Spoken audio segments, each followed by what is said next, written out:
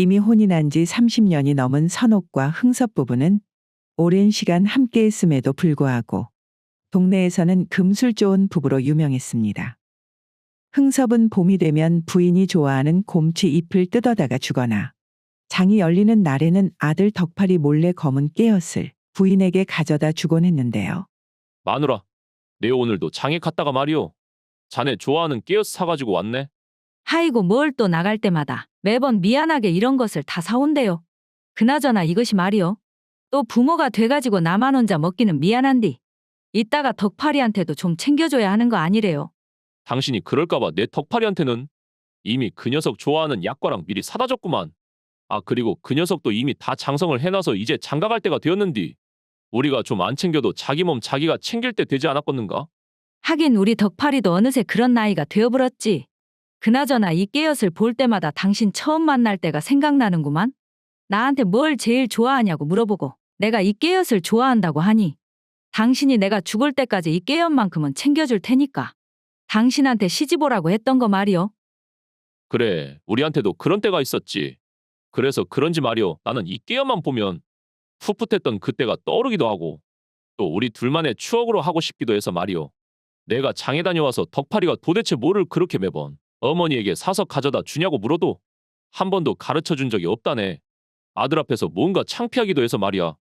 그나저나 지금까지 이렇게 매번 깨엇을 챙겨준다는 약속을 벌써 30년이나 지켜준 것에 참말로 고맙구만요. 허, 사람 참말로 별소리를 다 하네. 그렇게 고마우면 입으로만 그러지 말고 아주 오늘 밤 제대로 나도 맛을 좀 보여주구랴. 이 양반이 아주 나이 먹고도 주책이구만. 그렇게 흥섭과 선옥은 서로를 공경하면서 30년을 함께 살았으니 처음 혼인 때는 초라했던 그들의 초가집도 나날이 번창하여 어느새 번듯한 기와집으로 바뀌었으며 선옥은 친구들과 만날 때면 항상 친구들의 부러움의 대상이 되었지요. 성욱이 언니, 언니는 말이에요. 진짜로 지금도 그렇게 서방이 좋은 것이요? 뭐 그러면 좋으니까 내 우리 서방한테 시집을 갔지. 안 그랬으면 뭐 한다고 살을 맞대고 살고 있겠냐, 춘자야. 물론 처음에야 다들 그런 마음으로 시작을 하지만서도 사람처럼 변하기 쉬운 것이 없는디. 내가 하는 말은 말이요, 언니. 그것이 어떻게 30년이나 한결같을 수가 있냐 이 말이지. 우리 부부라고 뭐 어려운 때가 없었겠냐. 그래도 시간이 지나다 보니 서로 부족한 부분을 인정을 해주고 자존심은 또 지켜주다 보니 그래도 사라지는 것이지. 그나저나 춘자야, 니는 갑자기 이런 것을 왜 물어보냐잉? 니 무슨 일 있냐? 사실 그것이 말이요, 언니. 언제부턴가 우리 서방이 밤에 나랑 정을 나누는 것이 뜸해지더라고. 나는 뭐 그냥 단순히 우리 서방이 피곤해서 그렇구나. 언제 닭이라도 잡아서 백숙이라도 해줘야 쓰겄다 그렇게 생각을 했지. 그려 그것은 나도 뭐 항상 그 관계가 좋을 수는 없으니께. 그럴 수도 있지. 그렇게 서방이 피곤한 탓에 그렇구나라고만 생각했었는데 어느 날 갑자기 이 양반이 어떤 젊은 여자를 첩이라고 데리고 와버리지 않겠는가? 워메 무엇이라고야? 첩을 데리고 왔다고 누구 서방이? 아이고 이제사 좀 집이 먹고 살만해지니까 그 양반이 다른 곳에 눈을 아주 돌리고 있었더라고. 언니도 말이요. 내 꼴나지 말고 뭔가 이상하다 싶으면 꼭 한번 의심을 해봐야 한다니까. 춘자에게 다소 충격적인 소식을 듣고 난 며칠 후 흥섭 부부가 오랜만에 함께 외출을 하고 있던 중에 흥섭의 오랜 친구인 홍배를 길에서 만났는데요. 그 홍배의 옆에는 처음 보는 젊은 여성이 있지 않겠어요? 하이고 홍배자네. 거 옆에 있는 그 처자는 누군가? 자네 조카가 놀러 오기라도 한 건가? 이거 참. 내가 이게 나이 묻고 주책이기는 한데 말이요. 여기가 명옥이라고. 내 첩을 드렸구만 자네. 무엇이라고라 첩이라고라? 자네가 첩을 드렸는데 자네 부인은 괜찮다고 하던가? 그것이 나야 원체 예전부터 우리 마누라랑 사이가 안 좋았지 않은가? 몇 년 전부터는 아예 각방까지 쓰면서 그렇게 지내고 있었는디. 가만히 생각을 해보니 이러다가 더 이상의 설레임도 못 느끼는 채로 인생이 끝날 수도 있다고 생각하니 너무나도 서글프지 않겠는가? 그래서 내 우리 마누라가 반대하기는 했어도 어거지로 첩을 드리기로 했구만.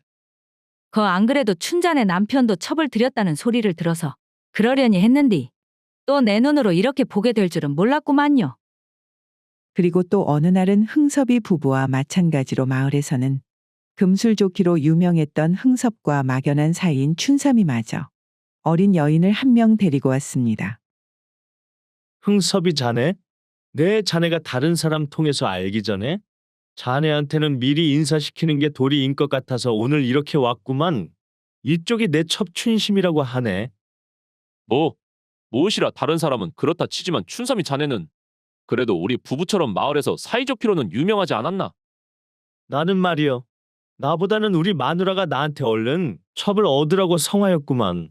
요즘 세상이 변해버렸는지 왜 어느 정도 먹고 산다고 하는 사람들 중에 첩을 안 들이면 부자라고 인정을 안 해준다고 하지 않는가? 그래서 우리 마누라가 어디 가서 무시당하지 말라고 내가 싫다고 하는데도 이렇게 첩을 얻어가지고 왔구만. 하이고 진짜 세상이 어떻게 될라고. 아주 먹고 살만하니 별난 것이 다 유행으로 자리를 잡았구만 그래. 그렇게 마을의 남자들이 하나둘 첩을 들이기 시작하자 그 뒤로는 좀 여유 있는 남자들은 첩을 들이는 것이 하나의 풍조가 되어 마을 전체의 유행이 되어버렸지요. 하지만 흥섭이만은 그런 마을의 유행에도 아랑곳하지 않고 여느 때처럼 봄이 되면 부인을 위해 곰취잎을 뜯어다 주고 장이 열리면 검은 깨옷을 아들 덕팔이 몰래 선옥의 손에 쥐어주곤 했습니다. 그러던 어느 날 밤 선옥은 흥섭이와 오랜만에 운후의 정을 마치고 조용히 물었지요.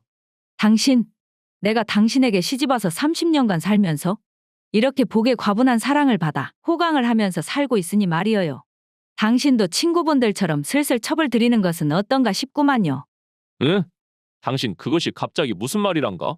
아, 방금 전까지 좋은 시간을 보내놓고는 그렇게 말하는 것은 도대체 무슨 의도인지 모르겠구만.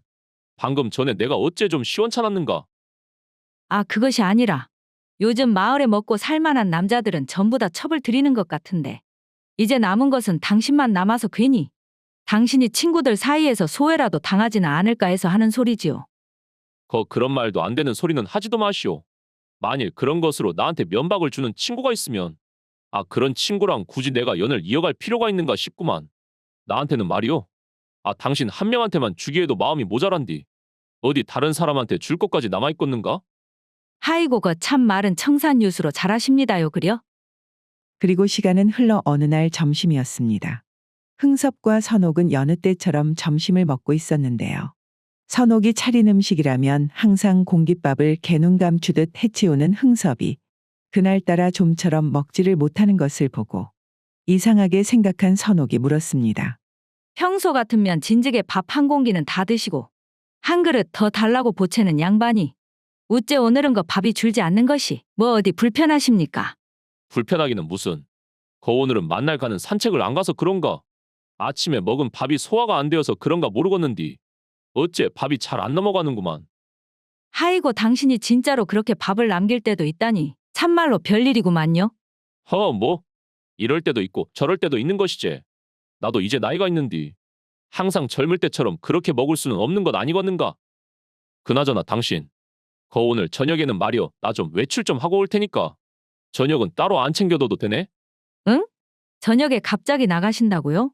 아, 춘삼이 좀 만나서 말이오. 막걸리나 한잔하고 올라고 그러네.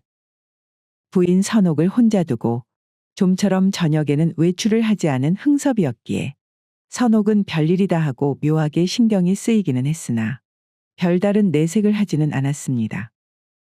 그리고 며칠 뒤 선옥은 우연치 않게 길을 가다 마을 친한 동생인 은숙을 만나게 되었는데요. 이것이 누구요? 우리 선옥이 언니 아니요? 뭐 어디 다녀오시는가잉? 거 요새 우리 남편이 입맛이 통 없는 것 같아서 백숙이나 좀 해줄라고 이런저런 삼이랑 사가지고 들어오는구만. 뭐시라, 형부가 입맛이 없다고. 평소에 아주 노쇠 그릇까지 씹어먹을 듯이 밥을 자시는 그 양반이? 그러니까 나도 살다 보니 이 양반도 입맛이 없을 때가 있구나라고 생각을 해서 이것저것 좋아하는 것을 해도 몸이 아픈 건지 아니면 뭔 일이 있는 건지 좀처럼 음식을 드시지를 못하는구만. 거말이여 선옥이 언니. 언니가 뭔 일이 있는 거 아닌가 하니까 생각이 나서 하는 말인데. 아, 지난번에 영심이가 형부가 다른 젊은 여자랑 있는 것을 본 것 같다고 하더라고. 무엇이라? 우리 남편이 다른 여자랑 있는 것을 말이요? 영심이가 이웃마을 갔다가 의원 댁 근처 찻집에서 봤다고 그러더라고. 이게 뒷모습이어서 확실하지는 않은디. 자기가 봤을 때는 형부랑 꼭배 닮았더라고 말이여. 하이고 의심할 사람을 의심을 해야지. 그 양반이 평생 나밖에 안 보는 양반이라. 이제 그만하면 첩을 들여도 이해할 수 있을 것 같다고 해도 거절을 하던 양반인데. 그게 말이나 되는 소리냐? 그러제? 영심이가 뭐 잘못 본 거겠제? 나도 그렇게 생각을 했구만 언니. 평소 같았으면 그냥 넘겼을 은숙의 말이 왠지 마음속에 남아 계속해서 불편한 느낌이 지속되던 어느 날. 선옥은 한결같이 자신만을 위해주던 남편 흥섭이 점차 달라지기 시작했다는 것을 느꼈습니다. 이것이 뭐요? 아주 밥알이 날아가게 생겼구만. 국은 또 왜 이렇게 짜고? 당신 간은 제대로 보고 음식을 만드는가? 내가 봤을 때는 평소랑 다른 것이 없는 것 같은디. 어째 그러신단가요? 아, 그러면 지금 내가 없는 소리 한다는 말이요? 당신은 그리고 사람이 말이요, 고기도 좀 먹어야 힘을 내지. 어찌 이렇게 풀들만 밥상에 올라와 있단가? 지금 누구 덕분에 이렇게 잘 먹고 잘 살게 되었는디 이것을 밥상이라고 가지고 왔는가? 이렇듯 느닷없이 평생 하지 않던 반찬 투정을 하는가 하면 또 밤이 되어 잠을 잘 시간이 되어서는 나 말이요, 오늘부터는 행랑채에서 따로 잘 거니까 거기에 이부자리 좀 깔아주시게. 무엇이라고요? 아, 멀쩡한 우리 방 놔두고 갑자기 그 좁은 행랑채에서 주무신다고 하십니까? 아, 나라고 좋아서 거기에서 잔다고 하는 줄 아는가? 당신 잠버릇이야도 심하고 코는 말이요, 또 어찌나 크게 고는지. 가끔씩 이웃방에서 자고 있는 덕파리가 찾아올 정도인디 하이고 한 30년 그렇게 참았으면 되었지. 내 이제는 더 이상은 당신하고는 같이 못 자겠구만. 그런 흥섭의 기행이 계속해서 이어지던 어느 날, 흥섭은 뭔가 결심을 한 것인지 아침부터 아들 덕파리와 부인 선옥을 안방으로 불러 앉혔습니다. 아버지 무슨 일이 있으시길래 이렇게 이른 아침부터 부르셨습니까? 나 말이요, 거의 이제는 내가 집을 나갈 때가 된 것 같다. 웜에 그것은 또 무슨 소리대요? 하다하다가 이제는 집을 나가신다고라? 내가 그 얼마 전부터 알게 된 어린 여자가 하나 생겼는디 나도 내 친구들처럼 첩으로 들일까 생각을 하다가 괜히 첩으로 집에 들여와 봐야 덕팔이랑 당신 눈치만 볼 게 뻔하고 그럴 바에야 그냥 내가 나가서 첩살이를 하는 것이 낫지 싶구만. 무엇이라고라? 세상에 당신이 나중에 어떤 천벌을 받으려고 30년이나 살맛대고 같이 산 나랑 덕파리를 내팽겨치고 지금 나가서 산다고 그러십니까? 천벌을 받기는 누가 천벌을 받아. 그 초라한 초가집에서 살다가 이렇게 큰 기와집에 살게 해준 것이 누군디 그래? 아무튼 내 더 긴 말할 것 없이 오늘 중으로 내 짐 챙겨가지고 나갈 테니 당신하고 덕팔이 니도 그렇게 알고 있으라고. 그렇게 평생을 자신에게 다정하기만 했던 흥섭이 매정하게 첩살이를 하겠다며 집을 나간 이후부터 부인 선옥의 눈에는 눈물이 마르지 않은 날이 없었습니다. 그녀는 슬픔을 달래기 위해 매일매일을 술로 달랬는데요. 내가 은숙이 네 말을 잘 듣고 초장의 조치를 취했어야 했는데 참말로 너무나 안일했구만. 너무나 안일했어. 하이고 언니 나도 영심이가 그리 말했을 때 다른 사람도 아니고 형부니까 설마 그럴까 했는디. 이라고 형부가 언니를 배신하고 나갈 줄은 나도 꿈에도 몰랐다니까. 은숙아, 내 평생을 그 양반만 바라보면서 살았는데 이제 앞으로 남은 인생을 참말로 어떻게 살아야 할지 모르겠다. 그렇다고 언니가 뭐 잘못한 것이 있다고 이렇게 술로만 지새면서 지낼 필요가 있겠는가? 차라리 이렇게 된 거 말이여. 형부처럼 언니도 언니 인생을 찾아서 살아야 하지 않겠는가? 그것이 그렇게 하고 싶어도 어디 쉽게 말처럼 되겠냐 이 말이제. 그럼 형부는 저라고 젊은 여자랑 시시덕거리면서 아주 깨가 쏟아지게 사는디 언니는 궁상맞게 일하고 술만 푸면서 살 것이요? 못 떠난 것은 형부가 맞지만서도 그 뒤에 인생을 선택하는 것은 언니 책임이니께 그 언니가 알아서 해. 선옥이 그렇게 술과 눈물로 나날을 이어가던 중에 하루는 아들 덕팔이 계속해서 슬퍼하는 어머니가 너무나 걱정이 되어 아침 문안 인사를 드릴 겸 선옥의 방으로 향했습니다. 혹시나 어머니께서 아직도 울고 계시지 않을까라고 생각하며 조심스럽게 어머니의 방문을 열고 들어가니 자신의 예상과는 다르게 선옥의 얼굴에는 슬퍼하는 기색이 하나도 없이 평소의 모습 그대로이지 않겠습니까? 어머니 간밤에는 잘 주무셨습니까? 이것이 누구여? 내 아들 덕파리가 문안 인사를 왔구만. 덕파라 뭐 아침으로 먹고 싶은 것 있으면 다 말만 해라잉. 아주 내 뭐든지 다 만들어줄 테니까 말이오. 어머니 이제 마음은 좀 진정이 되셨단가요? 덕팔아 그것이 말이다. 내가 너무 부정적으로만 생각을 해서 요 며칠 계속 우울하기는 했었는데 말이다. 아 어젯밤에는 가만히 생각을 좀 해보니 이것이 차라리 잘 되었구나 싶더라고. 네? 어머니 그것이 무슨 말씀이실까요? 아버지가 첩을 얻어가지고 집을 나간 것이 잘 되었다니요? 제가 좀 이해가 안 가는구만요. 아 그래도 우리 집이 먹기니를 걱정해야 할 정도로 못 사는 집도 아니고 덕팔이 니도 이제 장성해가지고 언제 장가를 가서 가정을 꾸려도 이상할 나이가 아닌디. 그러면 나도 말이여 이참에 어디 좋은 사람 만나가지고 또 알콩달콩하게 즐기면서 살아도 되지 않겠냐 이 말이제. 그렇게 생각하니 말이다. 그놈의 영감탱이 이제 진짜 눈에 안 보이니 아주 속이 다 시원하구만 참말로. 흥섭이와의 행복했던 추억을 다 잊어버리고 이제는 남은 삶을 새롭게 즐겨야겠다고 생각한 선옥. 하지만 인생은 항상 자신이 원하는 방향으로 흘러가지는 않는 법. 흥섭이 집을 나선 지 한 달쯤 된 어느 날 아침이었습니다. 덕팔아. 거기 있냐, 덕팔아. 오메 이것이 뭔 일이요? 아버지! 한 달 만에 돌아온 흥섭의 모습은 이전과는 같은 사람이라는 것을 믿을 수 없을 만큼 망가져 있었습니다. 눈은 움푹 패였고 머리는 하얗게 새어버린 것이 흥섭이 혼자만 시간이 30년은 흘러버린 것처럼 느껴졌지요. 어머니 아버지가 오셨구만요. 좀 나와보시라니까요. 아들이 자신을 애타게 부르는 소리에도 선옥은 안방에서 들은 척도 하지 않은 채 마당으로 나오지 않았지요. 덕팔이는 하는 수 없이 아버지를 작은 행랑채에 모셨고 흥섭은 그곳에서 돌아온 지 3일도 되지 않아 숨을 거뒀습니다. 그때까지도 흥섭에 대한 화가 전혀 누그러들지 않았었던 선옥은 장례를 치르면서도 상복을 입지 않았고 눈물 한 방울 흘리지 않았다고 하네요. 그렇게 흥섭이 세상을 떠나고 어느새 반년의 시간이 흐른 후 집에서 흥섭의 기운이 슬슬 사라져 갈 때쯤이었습니다. 하루는 덕팔이가 외출하고 돌아오더니 곧장 선옥의 방을 찾아왔는데요. 어머니, 요즘 식사를 통하지 않으신 것 같은데 아직도 입맛이 많이 없으세요? 덕팔아. 거 너그 아버지 그렇게 돌아가시고 내 마음은 참으로 후련하기만 한디 말이다. 왜 그렇게 밥은 목으로 안 넘어가는지 모르겠다야. 어머니, 저 아까 잠깐 나갔다가 말이에요. 장이 열렸기에 잠깐 거기 들렸다가 이것 좀 사왔구만요. 덕팔이가 꺼낸 것은 흥섭이가 생전 항상 챙겨주던 그 검은 깨엇이었습니다. 와 엄매? 이것을 네가 어떻게 알고? 너그 아버지가 네한테 절대 안 알려줬다고 했는디. 네 이것을 어떻게 알았냐 덕팔아? 그것이 말이에요. 어머니, 아이고 이것을 말하려고 하니까 또 어디서부터 말을 해야 할지 모르겠구만요. 아 사람 답답해 뒤져불겠구만. 얼른 좀 시원하게 말을 좀 해보라니까 덕팔아. 덕팔이의 말은 이랬습니다. 흥섭이 점심때 좀처럼 밥을 못 넘기고 춘삼이를 만난다고 나간 날 사실은 몸 상태가 예사롭지 않게 느껴져서 이웃마을 의원에 갔었다고요. 그리고 밤늦게 의원에서 돌아온 흥섭이는 조용히 아들 덕팔이를 찾았었습니다. 덕팔아 내 몸이 심상치가 않아서 오늘 의원을 갔다 왔는디 말이오. 나를 진단을 해보더만 그것이 얼마 안 남았다고 하더라 덕팔아. 무엇이라고요? 아버지 갑자기 그것이 느닷없이 무슨 말씀이십니까? 그러니께 말이오.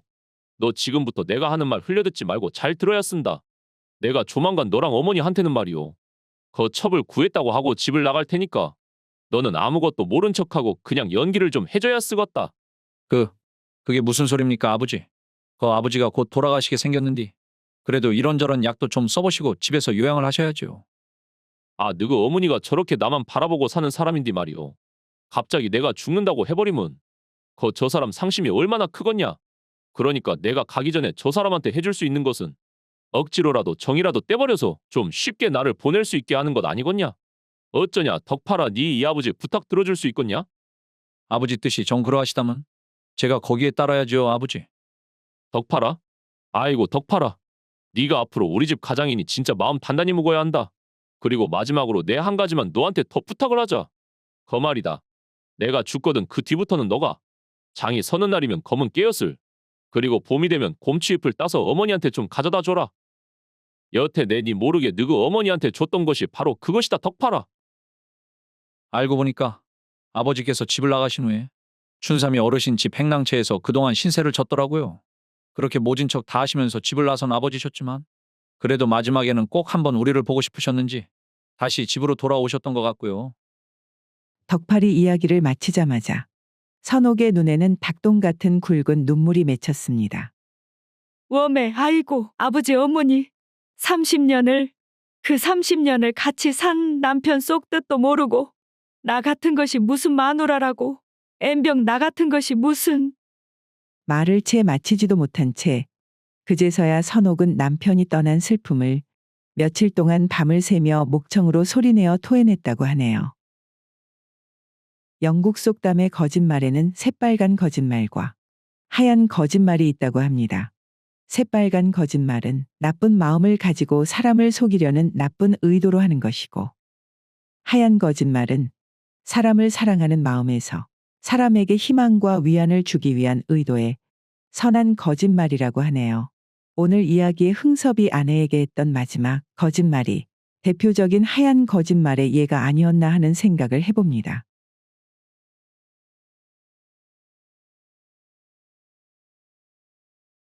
옛날 어느 마을에 덕만이라는 선비가 혼자서 살고 있었습니다. 그는 비록 가난하지만 꿈을 가지고 과거 시험을 준비하고 있었기에 낮에는 부잣집 자제들의 글을 가르쳐주고 밤이 되면 늦게까지 공부하는 것이 일상이었는데요. 하루는 그에게 동네에서 유명한 한 매파가 찾아왔습니다. 아이고, 어르신 이 시간에 여기까지 무슨 일로 또 찾아오셨습니까? 덕만이 자네 말이요. 아, 우리 동네 자네를 연결해 달라는 그런 처자들이 상당한디. 어떻게 한번 안 만나 볼 텐가? 어르신, 제가 지난번에도 잘 말씀드렸지만요. 저는 과거 시험에 합격하기 전까지는 진짜로 장가갈 생각은 없으니까 그 일로는 안 찾아와 주셨으면 좋겠습니다. 나 말이요. 자네한테는 진짜로 돈이고 뭐고 안 받을 테니까 한번 만나기라도 해보면 어떻겠는가. 그래도 남자가 가정이 생기고 자식들이 생기면 사람 인생이 또 어떻게 좋은 쪽으로 변할 수도 있지 않겠는가? 저는 지금은 변하고 뭐고 다 필요 없고 일단은 이렇게 사는 것에 아주 만족을 하고 있으니께 진짜 이 일로는 다시 안 찾아오셨으면 합니다요, 어르신. 이렇듯 주위에서 매파들이 그에게 여자를 소개해 준다고 하거나 가끔씩은 마을 처자들이 직접 그에게 찾아와도 그는 공부를 핑계 삼아 항상 거절하기 일쑤였지요. 그러던 중 어느 날 하루는 이웃 마을에서 제일 부자인 홍배대감이 덕만이의 집으로 찾아오는 일이 있었습니다. 자네, 내가 누군지 알고 있는가? 아이고, 아담하다요. 홍배대감님 아니십니까? 워낙에 부자이신지라 저희 마을까지 아주 홍배대감님 얼굴을 모르는 사람이 없을 거라 생각합니다만 그나저나 저희 집에는 어떤 일로 오시게 되었습니까? 허허, 그래 내 말이요. 우리 늦둥이 둘째 아들의 글 공부를 가르쳐 줄 만한 선생을 구하고 있는 중인디. 자네가 글을 그렇게 잘 가르치는 데다가 품행도 방정하다고 아주 칭찬이 자자해서 한번 보러 왔구만. 괜찮으면 우리 아들의 글 선생이 좀 되어 줄 수 있겠는가? 네? 어르신, 이웃 마을에 있는 어르신 댁까지 말씀이세요? 제가 밤에는 주로 과거 준비를 위해서 글 공부를 하고 있는 터라 매일 그곳을 다녀가며 가르치기는 좀 힘들 것 같은데 말입니다, 어르신. 그럼 이러는 것은 어떤가? 자네가 지금 이곳에서 혼자서 살고 있다는 것을 듣고 왔는데 말이요. 내가 자네에게 우리 집에 있는 행랑채를 하나 내어줄 테니 그곳에서 지내면서 하루에 4시 정도에만 수업을 하시고 내 나머지 시간은 자네 마음대로 쓰도록 하시게. 그것이 정말이십니까, 어르신? 자네가 하도 우리 동네까지 소문이 자자해서 내 자네를 독점해서 우리 아들 선생이 되어달라는 것이니 보수는 섭섭하지 않게 잘 챙겨줄 테니까 한번 생각해 보시게. 홍배대감이 덕만이에게 말한 제안이 너무나도 매력적이었기에 덕만이는 바로 거처를 홍배대감의 집 행랑채로 옮기고 수업에 들어가기로 했습니다. 아직 7살 밖에 되지 않은 홍배대감의 둘째 아들 규철은 다른 부잣집 도련님과는 다르게 예의가 바르고 머리가 똑똑한 것이 덕만이의 수업을 곧잘 따라왔고 수업 시간 이후에도 그를 마치 친형처럼 따랐으니 덕만이 역시 규철을 친동생이라 생각을 하며 아끼면서 진심으로 보살펴 주었습니다. 그 모습을 본 홍배대감은 몇 년 전 장가를 간 지 얼마 안 되어 병으로 죽은 자신의 큰아들이 마치 집으로 돌아온 것 같은 기분이 들었지요. 덕만이 자네 말이요. 내 자네 마을 사람들에게 듣자 하니 마을에서도 이런저런 여자들이 접근해 와도 누구한테도 마음을 주는 경우가 없고 또 하물며 매파가 좋은 혼처를 가지고 와도 다 거절한다고 들어서 말이요. 일각에서는 자네가 여자에 아예 관심이 없는 거 아닌가 하는 소문도 도는디 그것이 참말인가? 대감님, 그것이 오해이십니다요. 물론 저도 남자로 태어나서 마음에 드는 여성을 만나 가정을 꾸리고 싶은 마음이 당연히 있지 않겠습니까? 얼른 자식도 낳고 말입니다. 그런데 아직은 제가 과거 시험에 더 집중을 하고 싶어서 일부러라도 여성들을 멀리하다 보니 그런 소문이 돌았나 봅니다. 나도 관직에 오래 있어 봐서 뜻을 펼치고 싶은 자네 기분을 모르는 것은 아니지만 말이요. 그래도 그렇게 오는 여자들을 전부 다 마다하면서까지 자네가 과거 시험에 집착을 하는 이유가 있는지 그것이 궁금하구만. 저희 아버지께서 생전에 과거 시험 공부에만 매진하시다 결국에는 합격하지 못하고 돌아가셨는데 자식된 입장에서 아버지의 한을 꼭 풀어주고 싶어서 그렇습니다. 그래, 그랬구만. 내 이제야 이해가 가는구만. 이제야. 아무튼 자네가 여자에 관심이 아예 없는 것은 아니라 다행이구만. 네? 어르신, 그것이 무슨 말씀이실까요? 허허, 아무것도 아니네 이 친구야. 그렇게 시간은 흘러서 덕만이 홍배대감 집에 온 지도 벌써 반년 정도 되었을까요? 그날 밤도 덕만은 행랑채에서 한참 글 공부에 열중하고 있었는데요. 갑자기 그의 방으로 홍배대감의 여종 매양이가 들어오지 않겠습니까? 선비님 이렇게 밤늦은 시간까지 공부를 하시는 것이 피곤하시지도 않으십니까? 뭐 항상 하는 공부를 기운이 넘친다고 곱절로 하고 피곤하다고 하여 덮어두고 쉬겠느냐? 내 몸 상태가 어떻든 항상 하는 것이지. 그나저나 이 늦은 시간에 매양이 네가 여기에는 무슨 일로 온 것이냐? 아, 무슨 일로 오다니요, 선비님. 젊은 여자가 이 시간에 젊은 남자의 방에 왔으면 목적이야 너무 뻔하지 않겠습니까? 오메. 매양아, 네 지금 무슨 생각으로 이러는 것이냐? 홍배대감님이라도 보시는 날에는 무슨 사단이 날 줄 알고 이러는 것이냐? 아, 그때는 그때 가서 생각해보면 되는 것이고. 어떻습니까, 선비님? 이곳에 온 이후로 선비님께서 여성분을 만나는 것을 한 번도 못 본 것 같은디 마음에 두고 있는 여자분이 없으시면 저라도 한번 선비님의 마음을 차지해 보려고 하는데요. 하이고 매양아, 나는 거 과거 시험에 합격할 때까지는 누구도 마음에 둘 생각이 없으니 더 큰 소란 만들기 전에 얼른 이곳에서 나가도록 하거라. 이것이 세상에 해도 너무하십니다. 제가 이렇게 적극적으로 나오면 못 이긴 척 품을 줄도 알아야지. 하이고 나원 자존심이 상해서 다음번부터는 절대 이런 일 없을 줄 아십시오, 선비님. 그렇게 덕만은 한밤중에 매양의 유혹을 뿌리치고는 다시 마음을 가다듬고 공부에 집중하였습니다. 시간은 또 다시 흘러서 여종 매양이와의 소동이 있었던 날로부터 반년 후 꽃피는 봄이 오니 덕만의 마음도 심숭생숭해지기 시작했습니다. 아무리 과거 시험 공부에 열중한다고는 하지만 그래도 덕만 역시 젊은 남자인데 외롭다는 기분을 못 느끼는 것은 아니었지요. 하루는 덕만이 기분 전환 겸 홍배대감 집 뒷산에서 산책을 즐기고 있었는데요. 그곳에서 덕만은 한 여인을 만나게 되었습니다. 이곳에서는 좀처럼 못 보던 분 같은데 부인께서는 무슨 일로 산에 타오셨습니까? 덕만이 물어도 그 여인은 그저 덕만을 지그시 쳐다보고는 아무 대답도 하지 않았지요. 어느 집 여인인데 낯선 남자를 보고도 눈 하나 깜짝하지 않고 계속 쳐다보고 있는 것이다냐? 그나저나 하이고 저 여인 보기 드물게 참으로 곱구만. 그 여인은 한참을 덕만을 바라보더니 돌아서서 산을 내려오게 되었고 덕만 역시도 속으로 별난 일도 있구나라고 생각하며 홍배대감 집으로 발길을 돌렸습니다.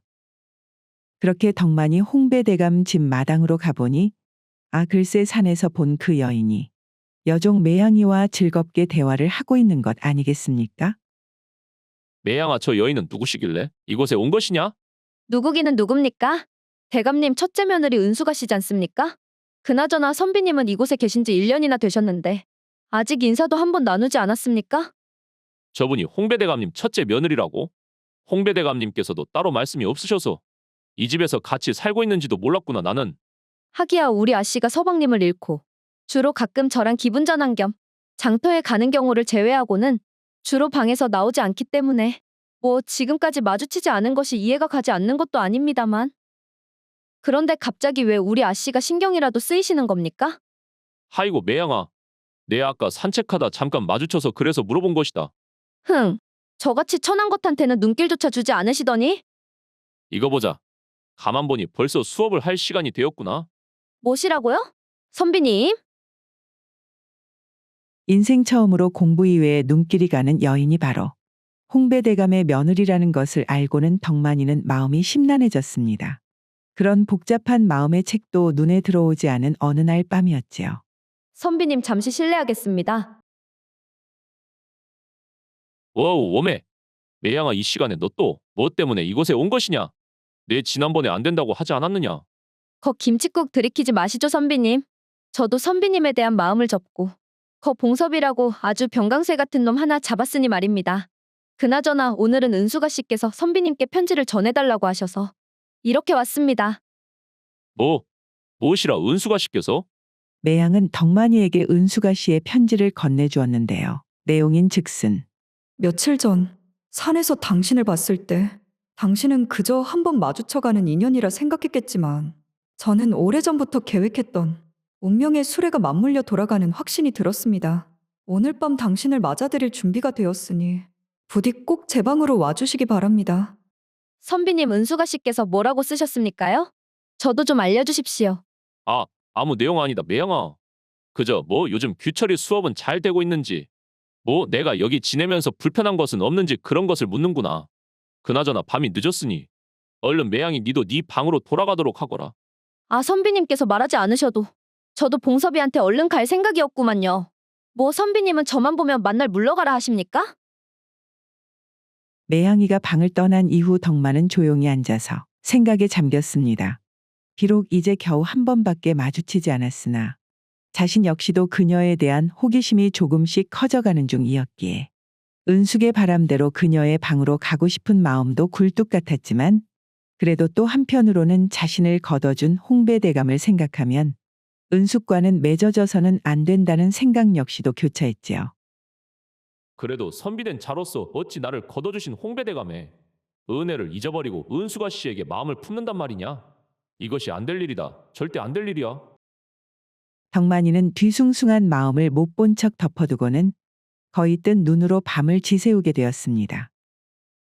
그렇게 덕만이가 은숙의 편지를 받은 지 3일 정도 되는 날 밤, 여종 매양이가 다시 은숙의 편지를 가지고 덕만이를 찾아왔는데요. 그 편지를 읽어본 후 덕만이는 쏘스라치게 놀라 그대로 방을 뛰쳐나갔습니다. 선비님, 무슨 일이신디 그러십니까?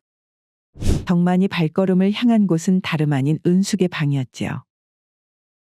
지난번 편지를 보냈을 때는 단칼에 거절하시더니 이제야 오시는구만요.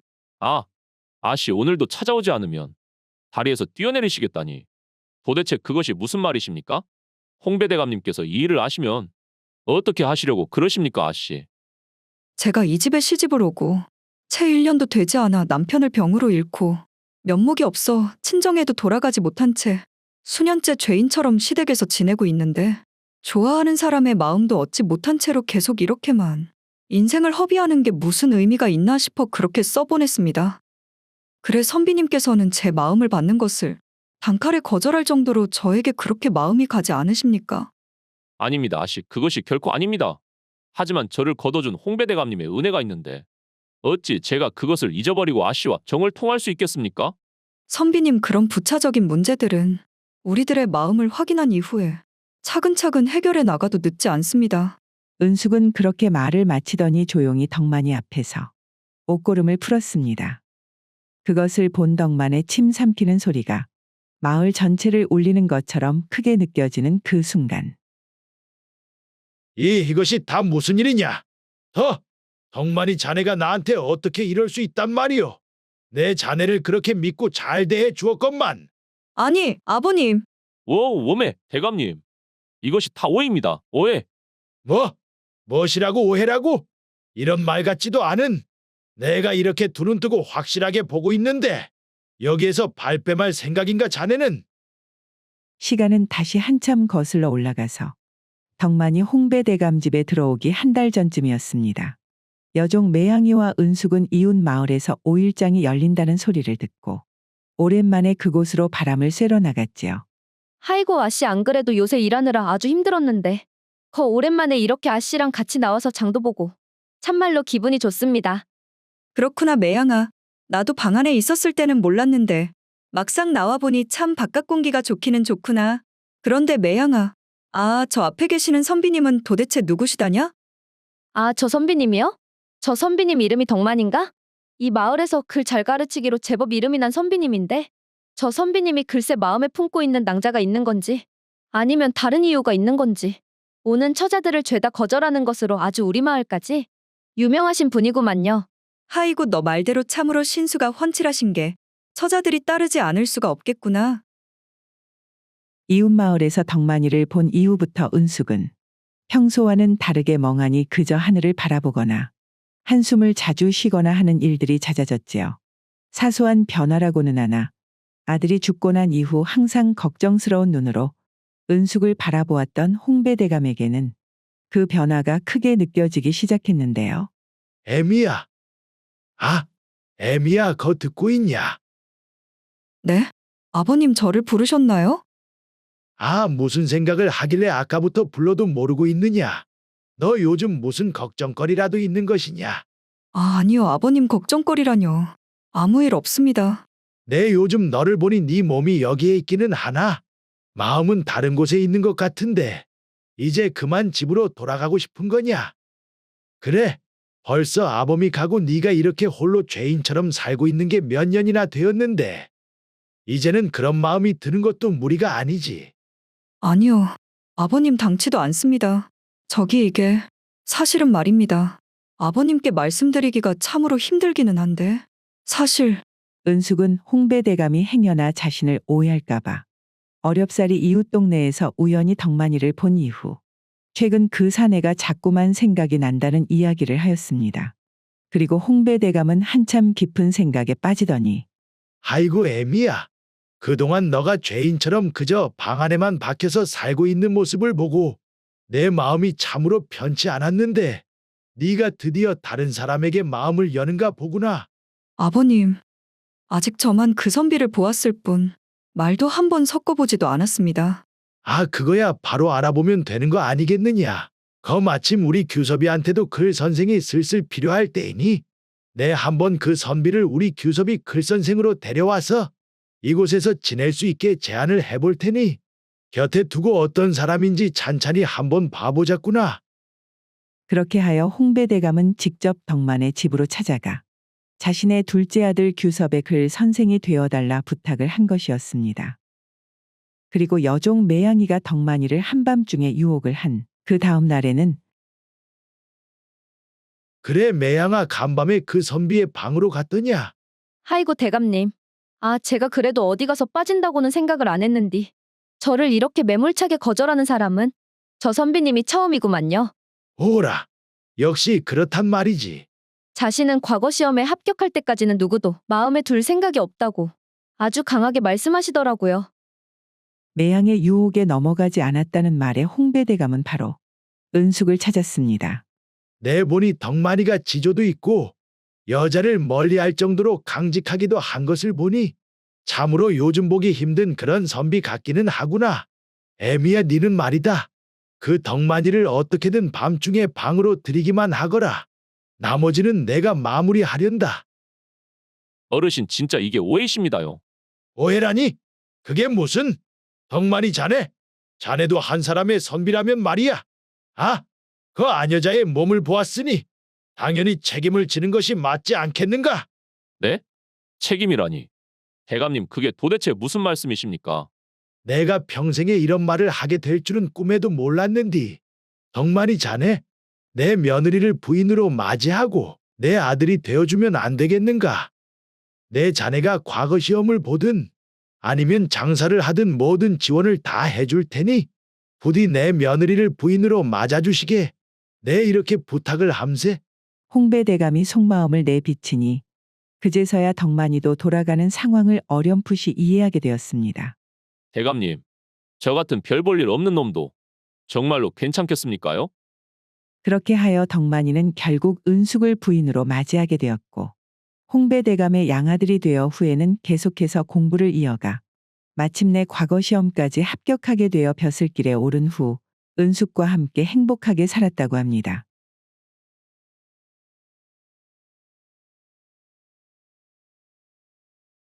시집간 지 얼마 되지 않아 과부가 된 명옥은 벌써 혼자 주막을 운영한 지 10년이 되었습니다. 과부가 운영하는 주막이라는 것이 을에 그러하듯 나날이 손님들의 행패가 심해졌기에 이제는 정말 기둥서방이라도 드려야 하나 심각하게 고민을 하게 되었지요. 그래서 명옥은 하루는 시간을 내어 이웃마을에서 벌써 20년 이상 주막을 운영하면서 이런저런 일을 겪으며 주막 일에는 잔뼈가 굵은 주모 선옥을 찾아가서 조언을 구하기로 했습니다. 그려 명호가 참말로 오랜만이구만. 거 주막을 운영하는 것이 쉬운 일은 아니제? 하이고 말도 마소 선옥이 언니. 이것이 말이여. 항상 어떤 손님이 올지 모르니께 나도 벌써 10년이나 운영을 한 것 같은디. 해도 익숙해지지가 않는구만. 그나저나 말이여 언니 내가 뭐 좀 물어보고 싶은 게 하나 있는디 말이여. 물어보고 싶은 거라고? 그려 무엇이 그렇게 궁금해서 또 바쁜 와중에 여기까지 왔단가? 아 왜 언니가 말이여. 계속해서 10수년이나 혼자서 주막을 운영하다가 한 5년 전쯤에 거 형부를 기둥서방으로 들여가지고 지금까지 같이 살고 있지 않은가? 그것이 기둥서방을 들이는 것이 혼자서 할 때보다 더 괜찮았는가? 그게 궁금해서 찾아왔구만. 명옥이 니도 겁나게는 손님한테 아주 시달리는가 보구만. 그걸 물어보러 여기까지 온 거 보면. 아 하루도 멀쩡하게 넘어가는 법이 없어가지고 이제는 진짜 징해 죽겠으니까 나도 이참에 기둥서방이나 좀 들여볼까 생각을 하고 있구먼. 그려 나도 니같이 말이여 참다가 못 참아서 진짜 주막 문 닫을지 모르겠으니까 들인 것이 기둥서방이구만. 거 뭐 기둥서방을 들여서 좋은 점은 말이제. 뭐 우리 서방이 원체 힘께나 쓰는 사람이다 보니 말이여. 주막에 딱 서방이 자리를 잡은 이후부터는 뭐 외상을 한다거나 아니면 어떻게든 나한테 수작을 한번 걸어볼라는 남정네들이 확 줄어들었다는 것이제. 언니 맞아 바로 그것이라니까 내가 원하는 그림이. 그러면 언니 형부가 거 주막에 오고부터 더 안 좋아진 것도 있는가? 뭐 다른 것을 다 제쳐두고 제일 눈에 띄게 달라진 것이 매출이제. 아 너도 아다시피 말이요. 주막이라는 것이 어디고 막걸리나 국밥 같은 거 팔아가지고 재료비 빼면 돈이 남으면 얼마나 남겠냐? 가끔 하룻밤 자고 가는 남정네들하고 그 밤에 재미를 좀 보는 것이 님도 보고 돈도 벌 수 있는 제일 좋은 방법인디 말이요. 아 우리 서방이 들어오고 나서부터는 그럴 수가 없으니께 암만 해도 매출이 줄어든 것이 제일 큰 단점 아니겠냐잉. 그러니께 너도 기둥서방을 드릴 때는 생각을 잘 해보고 드려야 한다잉 명호가.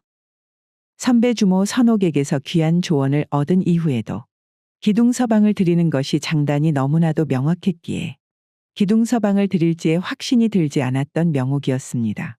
그러던 중 어느 날 아내가 돈을 지금 안 준다고 하는가 주모? 내 깜빡해 전대를 안 가지고 왔으니까 내일 다시 와서 준다고 하지 않는가? 전대를 안 가지고 왔다는 핑계도 한두 번이제. 벌써 이번 달만 해도 몇 번을 그 핑계를 대고 공짜 술을 묵었는디. 오늘은 내 꼭 돈을 받아야겠구만이라. 어찌 그렇게 사람이 뻔뻔하단가요? 뭐시라? 뻔뻔하다고? 이 옆에 내가 지금 누구를 보고? 그동안 거 과부가 혼자서 열심히 하는구나라고만 생각해서 좋게 봤더만 안 되겠구만. 오늘 내 어디 매운맛을 한번 보여줘야지. 술을 마셨으면 조용히 돈을 내고 가면 될 일이제. 주막에서 뭔 놈의 소란을 피우는 거요? 너는 또 누군디 지금 나서는 것이오? 어르신이 이야기를 하는디. 그 어르신 나한테도 어디 매운맛을 보여주려고 그러는 것이오. 안 그래도 지금 칼칼한 게 막 땡기던 차인디. 한번 그 매운맛 좀 봐봅시다. 오메. 자네는 봉섭이 아닌가?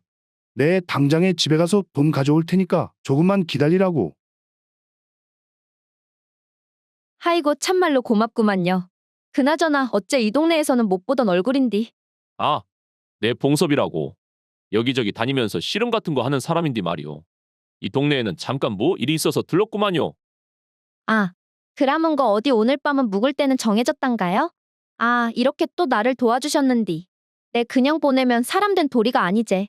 괜찮으면 거 저녁이나 자시고 하룻밤 머물다 가시구려. 내가 돈은 안 받을 테니 걱정하지 마시고. 명옥이는 봉섭이의 남자다운 모습에 한눈에 반해 둘은 자연스레 하룻밤을 함께 보내게 되었습니다.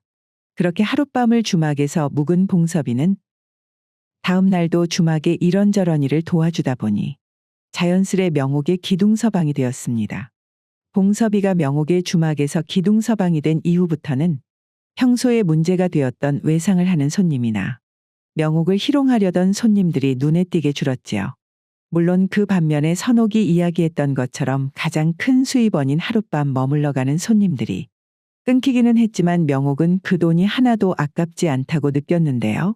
그 이유는 바로 봉섭이 그동안 못 받았었던 외상값을 상당 부분 받아왔으며 또 밤이 되기만 하면 뭐 자랑은 아니지만서도 여기에서 주모 노릇을 벌써 10년이나 하면서 그래도 이런저런 남정네들을 많이 경험해봤다고 생각을 했는디.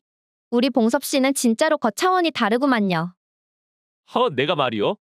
다른 것은 몰라도 힘 하나는 타고난 장사였구만. 그러니까 명옥 씨 거 말이요. 앞으로는 하루에 거 한 번도 아니고 3번을 마치기 전까지는 아주 잠도 안 재울 테니 그렇게 알고 있으라고잉. 워메 3번이나 말이요? 자, 그럼 첫 번째를 마쳤으니 이제 2발 남았구만. 그렇게 봉섭이 매일 밤 명옥을 즐겁게 해주니 명옥은 밤 손님이 끊기는 것에 대한 불만이 생길 리가 없었던 것이었습니다. 그리고 시간은 흘러 봉섭이 기둥서방으로 자리를 잡고 반년 정도 지났을 때였을까요? 하루는 봉섭이 밀린 외상값을 받아오겠다며 아침에 주막을 나섰는데요. 평소 같으면 한나절이면 돌아오고도 남을 텐데 그날따라 늦은 밤이 되어도 봉섭이 주막으로 안 돌아오는 것 아니겠어요? 아니 아침부터 외상값을 받겠다고 주막을 나선 양반이 도대체 이 시간이 되도록 어디에서 뭐를 하기에 지금도 안 돌아오는 것이요? 가만 이거 돈을 받으려다가 손님하고 시비라도 붙어서 싸움이라도 한 거 아니요? 주모, 주모 거기 있는가? 웜에 이것이 누구여? 춘삼씨 아닙니까요? 춘삼씨가 이 시간에 여기는 뭔 일이래요? 다름이 아니라 오랜만에 내 여기서 우리 주모랑 하룻밤 자고 가려고 그러지. 내 돈도 두둑히 챙겨왔으니까 지난번처럼 너무 야박하게 굴지 말라고. 우리 봉섭씨가 보면 무슨 일을 당하려고 겁도 없이 그런 말을 하십니까요?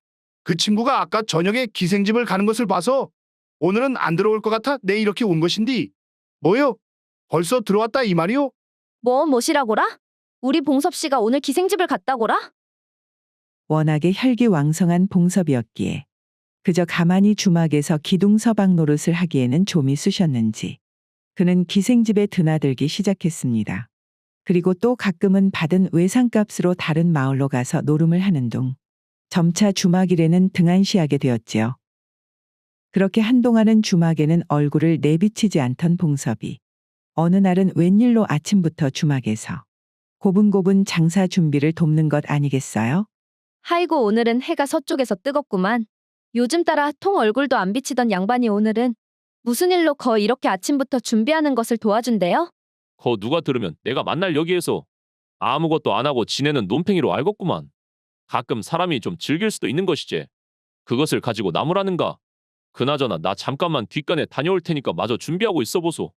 화장실을 잠깐 다녀온다는 봉섭이를 뒤로 한 채 장사 준비에 한창이었던 명옥은 1시간이나 봉섭이 돌아오지 않자 그제서야 묘하게 불안한 마음이 들기 시작했습니다. 혹시나 하는 기분에 평소 자신이 돈을 보관해둔 쌀통을 뒤져보니 아니나 다를까. 몇 년이나 모아두었던 거금 300냥이 흔적도 없이 사라지고 없어졌지요. 웜에 이것이 뭔 일이다냐? 이것이 내가 한 푼 두 푼 더러운 꼴 다 겪으면서 10년이나 모아둔 돈이 내 돈이 웜의 아버지 참말로 이것이 다 뭔 일이다냐잉. 봉섭이 자신이 그동안 몇 년이나 고생해서 모아두었던 거금 300냥을 들고 도망간 이후 주막에서는 가끔 그가 다른 동네에서 노름을 하는 것을 본 사람이 있다는 소식만 들려올 뿐 다시 봉섭이 주막으로 돌아오는 일은 없었지요. 명옥이 역시 박복한 자신의 운명을 탓하며 다시 밤에 자신의 방으로 손님을 들이기 시작했습니다.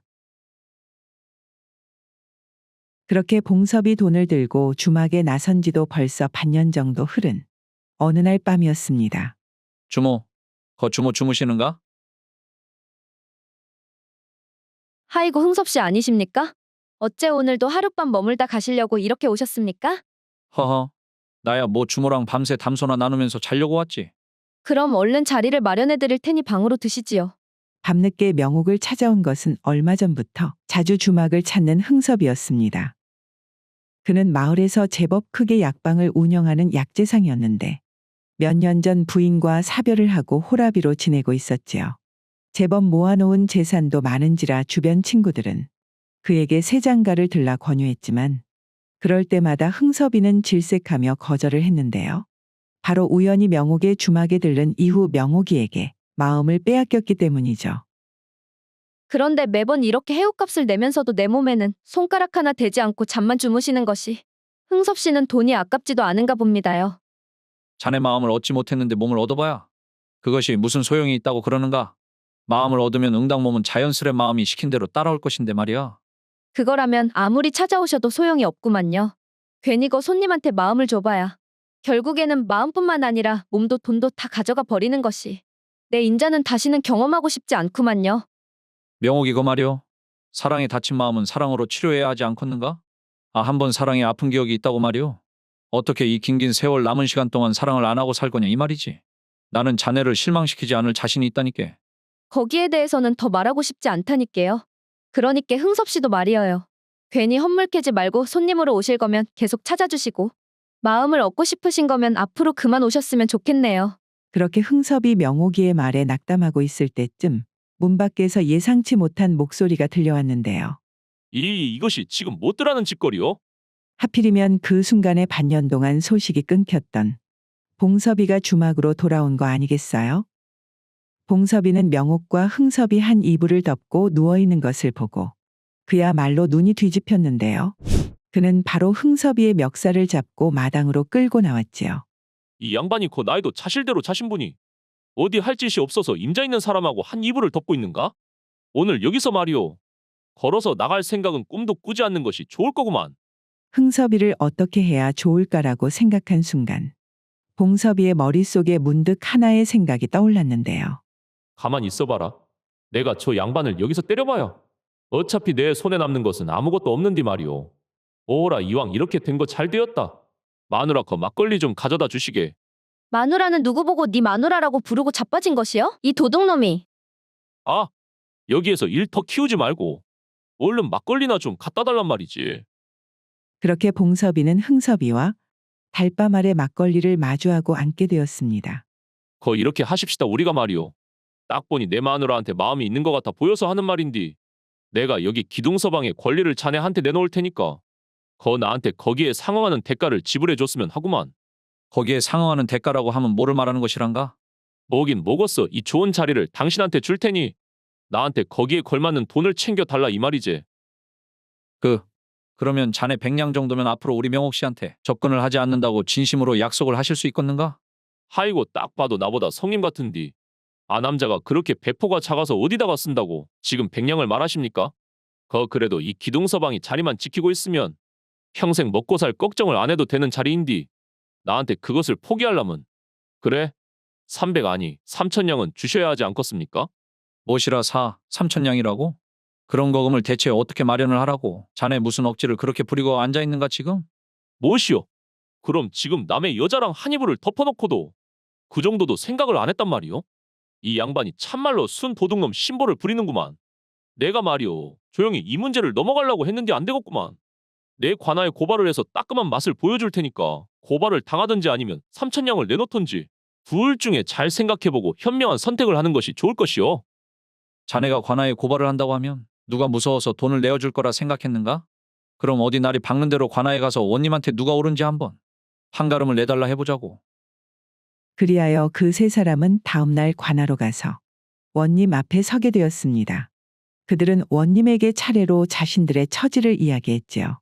원님 저 봉섭이라는 자가 제가 주막에서 이짓저짓 안 가리고 해서 평생 벌어놓은 300냥을 훔쳐가 노름으로 탕진해버린 것도 모자라 반년 만에 돌아와서 한다는 게 기둥서방 자리를 다른 사람에게 돈을 받고 판다고 하니 낯이 두꺼운 것도 정도가 있지. 진짜로 해도 너무하구만요. 내가 지금 기둥서방 자리를 가지고 장사를 하는 것이 아니라 내가 당연히 가지고 있는 권리를 다른 사람에게 넘겨주는 대가라고 하지 않았는가? 그리고 말이오, 내가 저 흥섭이라는 사람에게 돈을 받으면 당연히 자네한테 빌린 300냥을 줄 터인디. 나는 참말로 뭐가 억울해서 자네까지 여기에 왔는지 모르겠구만.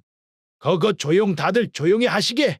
어디 관아에까지 와서 시끄럽게 소란을 피우는가? 원님은 각자의 사정을 차례로 전부 들은 후에 머릿속에서 이야기를 정리하며 한참을 생각을 하더니 마침내 판결을 내리기 시작했습니다. 그래, 일단은 주모. 주모의 말대로 저 두 사내들이 자네와 함께하는 조건으로 흥정을 하는 것인데, 애초에 주모가 봉섭이란 자와 혼인을 한 것도 아니고 저자가 주모를 소유한 것도 아니기에 혹시라도 기둥서방의 권리를 돈을 주고 사야 한다면 그 돈이 당연히 주모에게 돌아가지 않을 이유가 없을 것이다. 원매, 참말로 감사하구만요, 원님. 그리고 흥섭이 자네는 만약 자네가 주모에게 품었던 마음이 한 번의 불꽃놀이처럼 쉽게 끝나는 욕정이면 그저 손님과 객의 위치에서 하룻밤 해웃값을 지불하면 그만이고, 만일 정말로 저 여인에 대한 마음이 깊어 앞으로 계속 함께하고 싶은 마음이라면 저 여인을 상처받게 했던 300냥을 자네가 채워주고 마음을 먼저 치유해 주는 것이 어떤가? 아, 그래도 자네가 명색이 약재상 아닌가? 아이고 원님 그리하겠습니다. 마지막으로 봉섭이 자네. 자네는 이미 지난 반년 동안 기둥서방이라는 자리를 비웠는데 말이요. 세상 천지 어디에 반년이나 일을 하지도 않았는데 자리를 보전해주는 일자리가 있겠는가? 그러니까 자네의 그 기둥서방의 권리는 자네가 주막을 나간 반년 전부터 이미 상실이 되었으니 자네에게는 저 둘의 사랑을 불륜이라 말할 자격이 없다. 오메, 무엇이라고요, 원님? 또한 자네가 훔쳐간 300냥을 아직 변제하지 않았으니 지금 당장 300냥을 변제하든지, 그렇지 못할 시에는 곤장 30대를 한 번에 맞든지 선택을 하거라. 아이고, 그냥 100냥이라도 받고 떠날 것을. 나는 인자 망해불었네. 완전히 망해불었어. 그리하여 흥섭이는 원님의 판결대로 명옥이 도둑 맞았던 300냥을 채워주었고, 명옥은 후에 흥섭의 부인이 되어 긴 세월 이어갔던 주마기를 청산하고 흥섭이의 사랑을 받으면서 함께 오래오래 살 수 있었다고 하네요. 봉섭이는 어떻게 되었냐고요? 당연히 300냥이란 거금이 있을 리 만무했던 봉섭이는 곤장 30대를 한꺼번에 맞고는 불구가 되어 다시는 일어설 수조차 없는 신세가 되었다고 하고요.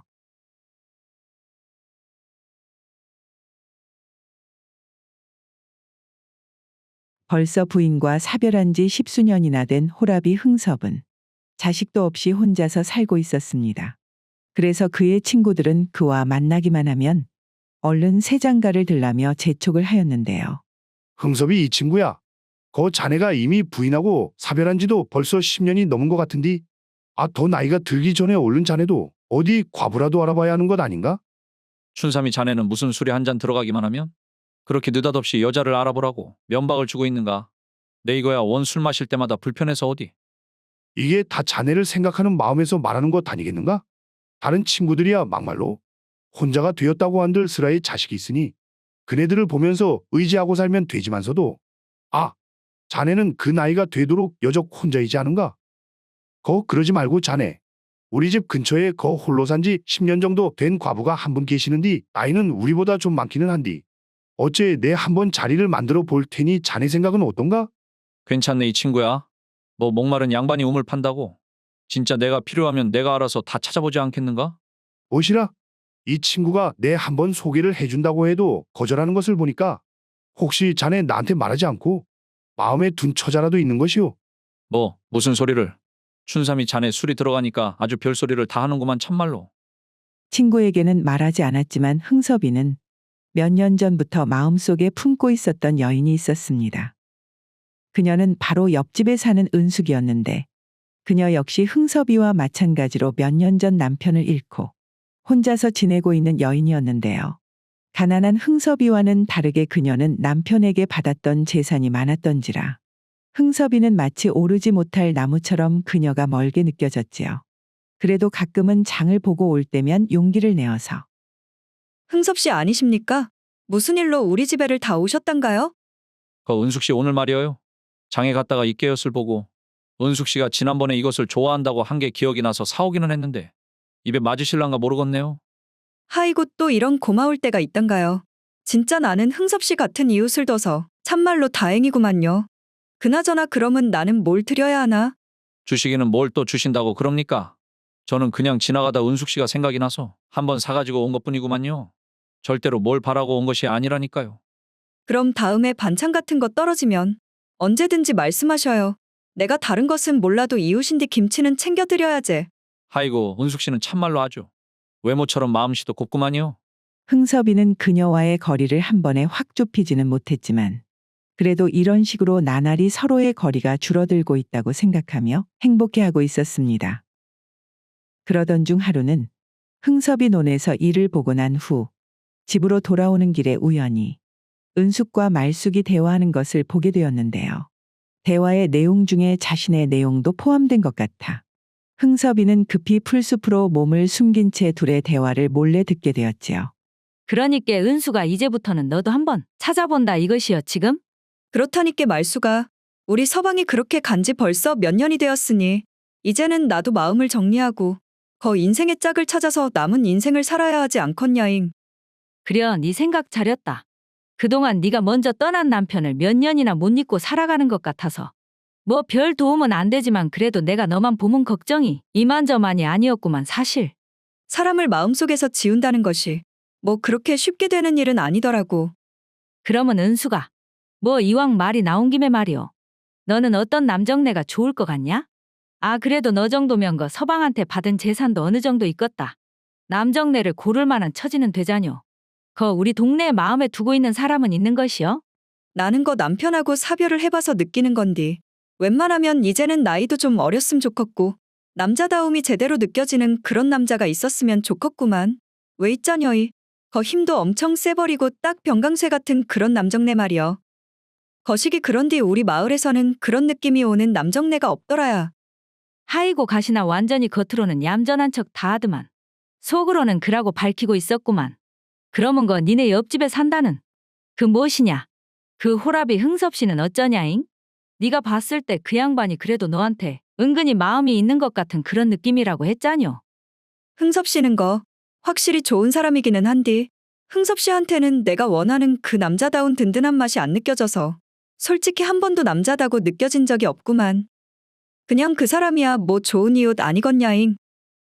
뜻밖의 장소에서 은숙의 진심을 듣게 된 흥섭은 여태까지 자신에게 보였던 은숙의 태도가 사실은 그저 거칠애일 뿐이었고 자신은 몇 년이나 그 모습에 속아 둘 사이가 진전이 있었다 착각을 한 것이었다는 생각에 억울한 느낌이 들었습니다. 아이고, 그냥 나한테는 이웃집에 사니까 웃으면서 친절했던 것뿐이었는데 내가 괜히 또 착각을 해서 거기에 넘어가 버렸구만.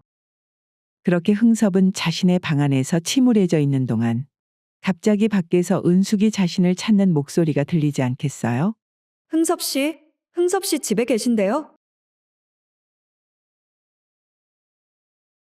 은숙 씨가 이 저녁에 우리 집에는 거 무슨 일로 오셨단가요? 흥섭 씨 계셨구만요. 제가 거 갑작스럽게 일이 생겨나서 다른 마을에 있는 친척 집에 며칠간 다녀와야 할 것 같은데. 안 그래도 요즘 우리 마을에 도둑놈들이 극성이라 불안해서 그런디 말이어요. 며칠 동안 저희 집 좀 봐주실 수 있을까요? 암만 생각을 해봐도 제가 흥섭 씨 말고는 부탁을 할 사람이 없어서 이렇게 찾아왔구만요. 그것을 뭐 남자다운 사람한테 부탁을 해야지. 나같이 이렇게 비실비실한 사람한테 어찌게 부탁을 하러 오셨는지 모르겠구만요. 네? 그것이 무슨 말이래요? 은숙 씨가 웃자고 농담 한번 해봤구만요. 아, 그런 일이 있으면 당연히 이웃인 내가 도와야 하지 않겠습니까? 그러니까 은숙 씨는 거 나만 믿고 아주 걱정 말고 친척 집에 다녀오시라니까요. 하이고 흥섭 씨 덕분에 한숨 났구만요. 거 제가 한 일주일 정도 있다가 올 것 같은디. 갔다 와서 사례는 꼭 할 테니께 좀 부탁 좀 드릴게요. 그래 이것이 말이오. 생각해보니 진짜 어쩌다 한번 올까 말까 기회인지도 모르겠구만. 아, 이번에 내가 딱 일주일 동안 은숙 씨 집을 잘 봐주면 책임감 있는 내 모습을 보고 나를 다시 보게 될지 누가 알 것이오. 흥섭은 그날 밤 묘한 기대감에 차서 자신의 집과 은숙의 집을 돌며 경비를 서게 되었지요. 처음에는 그저 자신의 집과 은숙의 집을 번갈아 다니면서 주변에 수상한 사람이 없나 살폈는데요. 가만히 있자. 이것이 생각을 해보니 내가 참말로 바보 같은 짓을 하고 있었구만.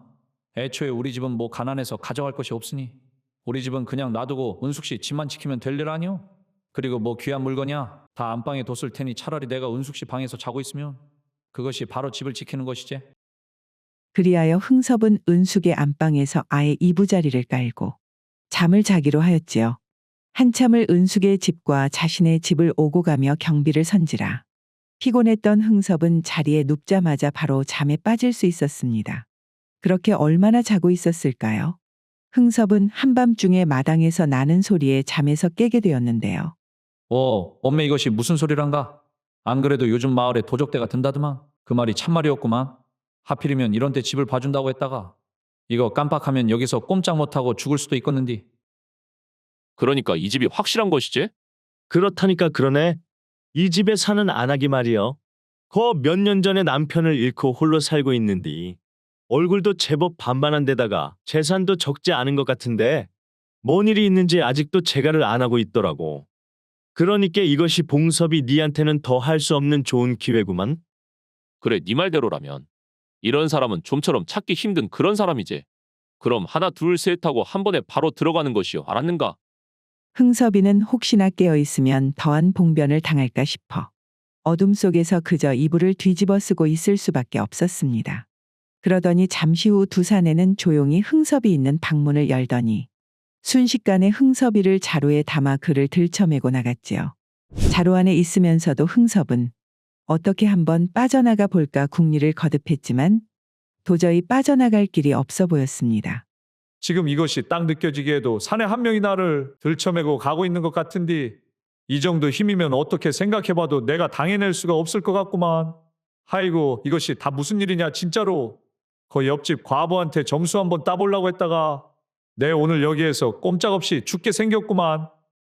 그들은 한참을 이동을 하더니 마침내 걸음이 늦춰졌고 방문을 여는 소리가 들린 후 흥섭이 들어있는 자루를 방 안에 내려놓았지요.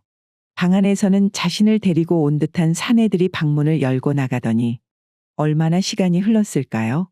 한참 후에 다시 방문이 열리는 소리와 함께 하나의 발소리가 점점 흥섭이 들어있는 자루로 다가왔습니다. 흥섭이는 이제 다 끝났구나라는 생각과 함께 극도의 긴장감으로 인해 몸이 떨리기 시작하였습니다. 저기 언니, 너무 무서워하지 않으셔도 됩니다. 이것이 웬일입니까?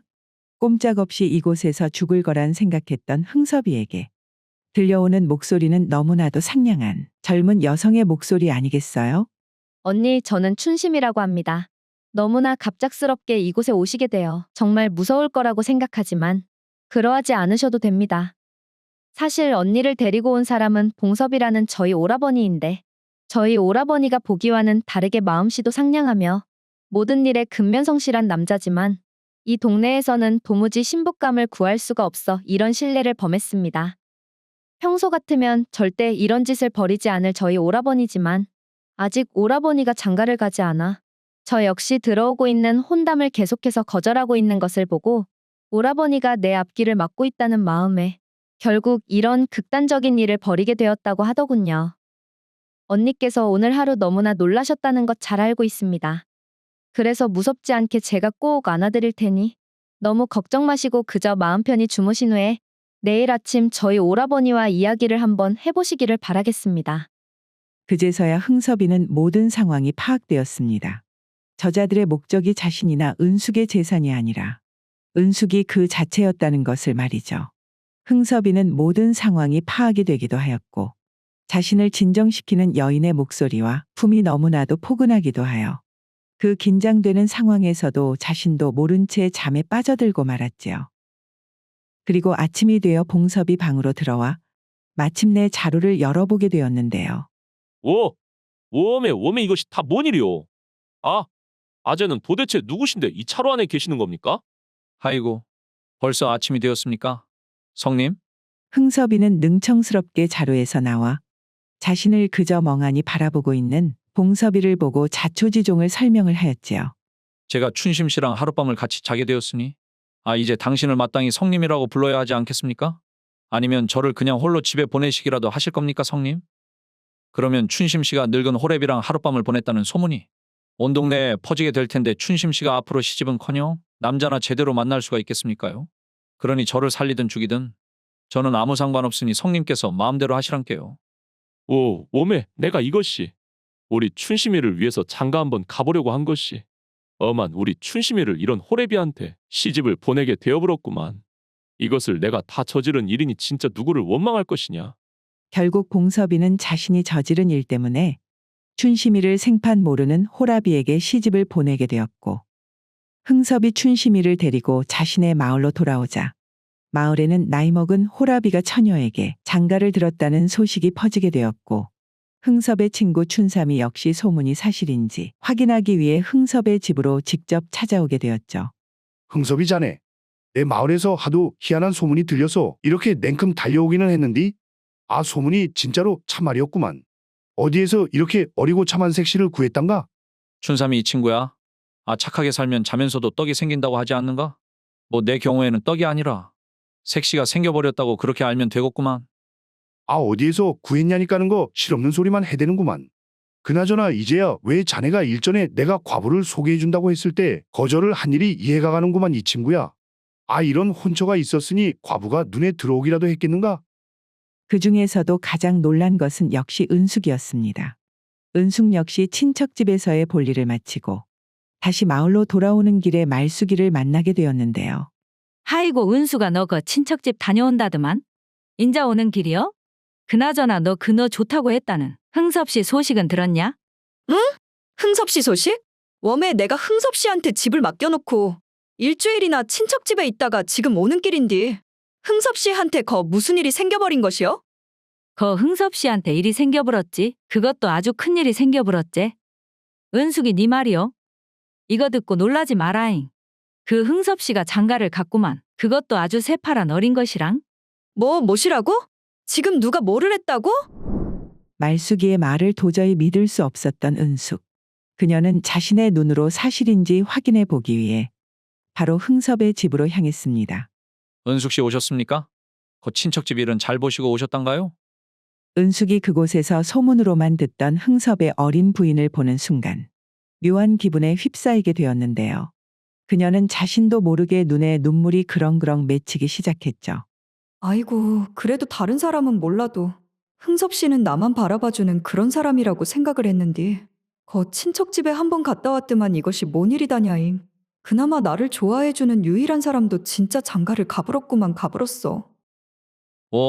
어메 은숙 씨 그 친척집에서 무슨 일이라도 있으셨습니까? 갑자기 저를 보자마자 그 눈물을 다 흘리신데요? 아무것도 아니구만요. 그나저나 흥섭 씨 이것이 다 어떻게 된 일이란가요? 허허. 그것이 말입니다 은숙 씨.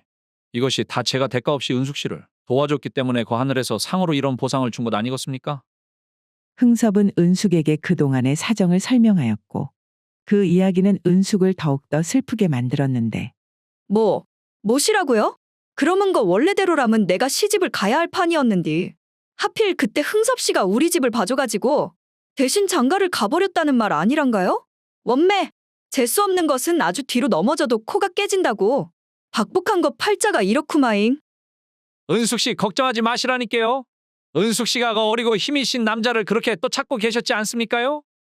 그것을 흥섭 씨가 어떻게 아시고 말씀하신대요? 제가 은숙 씨 덕에 이렇게 참한 처자를 마누라로 얻었는디 어떻게 맨입으로 모른 채 하고 넘어가겠습니까?